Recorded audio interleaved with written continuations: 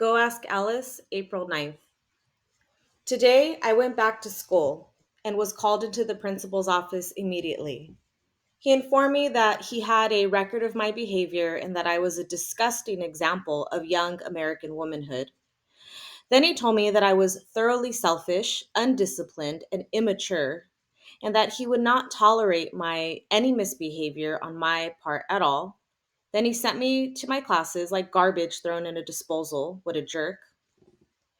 If I ever had any doubts about going into psychiatric work and guidance work, I don't have them now. Kids need understanding, listening, caring individuals. They need me. The coming generation needs me. And that poor, stupid, idiot man who has probably run hundreds of kids out of school has given me a personal challenge. He may drive other kids away, but not me. I studied for 4 hours tonight, and I'm going to study my stupid head off until I'm completely caught up, even if it takes me 7 or 8 hours a night. See ya. April 10th. Now that I have a goal, I feel a lot stronger myself. In fact, I'm feeling stronger every day.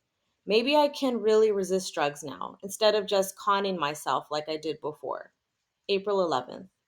Dear Diary, I don't want to write this down because I really want to blot it out of my mind forever, but I'm so terrified that maybe if I tell you, it won't seem so terrible. Oh, Diary, please help me. I'm scared.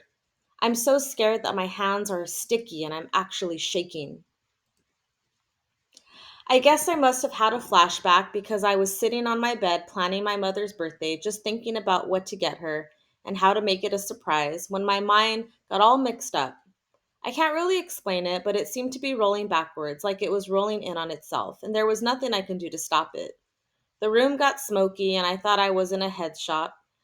We were all standing around reading the ads for the second hand junk and for every kind of sex deal imaginable.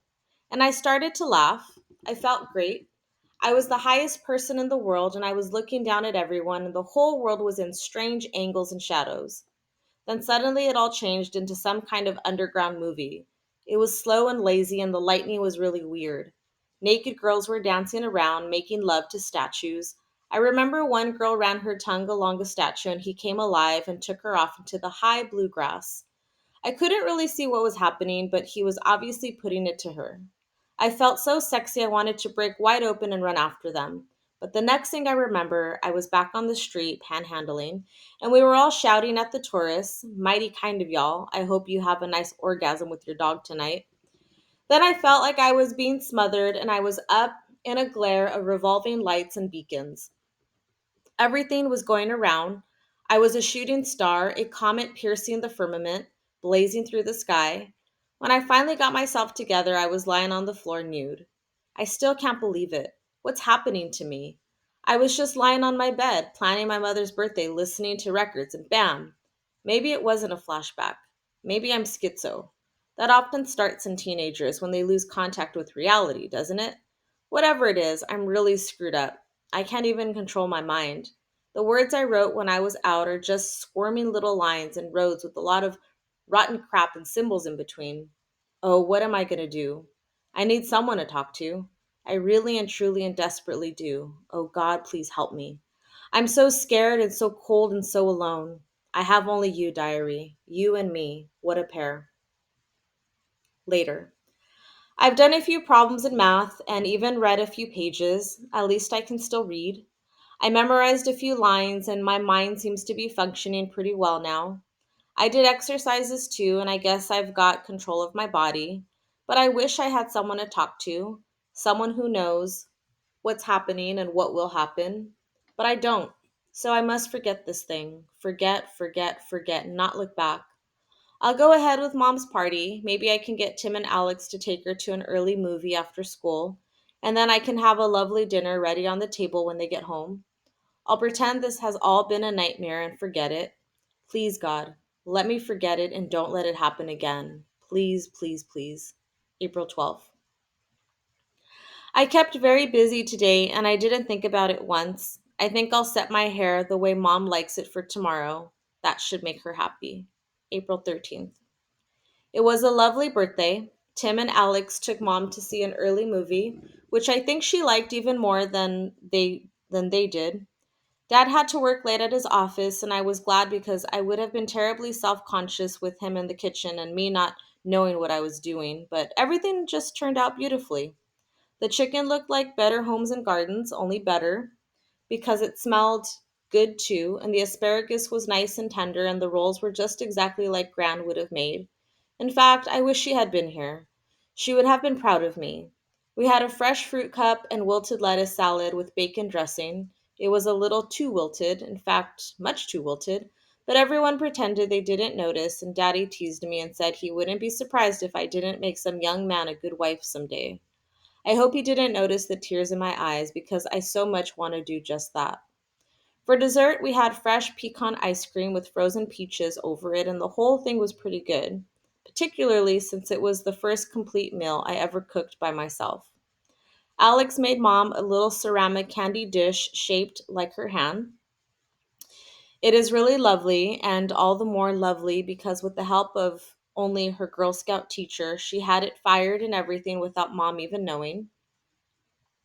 I used to be kind of jealous of Alex, and I guess had a lot of hostility toward her, even though I loved her. But now things are different. I really feel something new and wonderful and exciting is beginning to grow within me. Maybe that's the way people get extra love to cover every child that's born. Oh, I do hope that someday someone will want to marry me. April 14th. I got up really early this morning so I could take a long, leisurely bath before Tim and Alex start pounding on the bathroom door. It was great. I love taking my time and enjoying life. After I shaved my legs and underarms, I really looked at my body critically for the first time in my life. It's a nice body, but a little small through the bust. I wonder what would happen if I exercised. But then, I guess I'm afraid that I'd wind up looking like a Jersey cow. I'm glad I'm a girl. I even like having my periods. I guess I never wanted to be a boy. A lot of girls do wish they were boys, but not me. It's hard to believe that at one point I was so screwed up I didn't know what I was. Oh, I wish I could wipe away all that rotten past.